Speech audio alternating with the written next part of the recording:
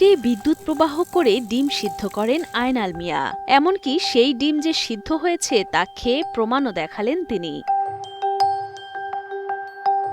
বিদ্যুৎ প্রবাহিত হচ্ছে এমন তারে সরাসরি হাত রেখে কাজ করলেও কোনো ক্ষতি হয় না তার শরীরে, বরং তার শরীর যেন হয়ে ওঠে বিদ্যুৎ প্রবাহের এক মাধ্যম। নিজের শরীর দিয়ে বিদ্যুৎ প্রবাহিত করে লাইটও জ্বালাতে পারেন ৬০ বছর বয়সী এই ইলেকট্রিশিয়ান।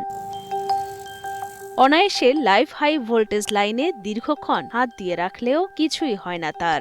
আমার শরীর থেকে মেঘ জ্বলে, বাল্ব জ্বলে বা ডিম সিদ্ধ হয়ে যায় আমার শরীর থেকে। মেইন লাইনে, চালু লাইনে অনেকের পাইপ ঢুকাই দেয়, তার সেবা হয়েছে, আমার লাগে দোয়া করে। আয়নালের এসব অদ্ভুত পারদর্শিতার কারণে তাকে বিস্ময়কর বিদ্যুৎ মানব বলেই ডাকেন এলাকাবাসী। বিদ্যুৎ সংক্রান্ত যে কোনো সমস্যায় তাকে ডাকলে ছুটে যান তিনি।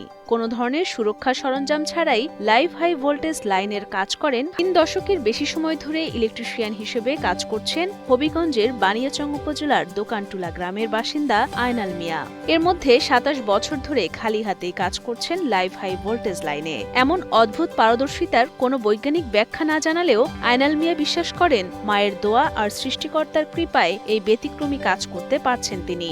আমি কাজ করতে গিয়ে এক সময় দেখি যে কারেন্টের ধরছি, দেখি ধরে না। ওখান 2 লাইনে ধরছি, ধরে না। তো 2 লাইনে আনো করলে তার জ্বললে চাই ওই জায়গা, আপনি ধরে রাখলে কোনো কিছু হয় না। এটা আল্লাহ প্রদত্ত, এটা আল্লাহ ভালো জানে। আর আমার মায়ের দোয়া, আল্লাহর দয়া। স্থানীয়রা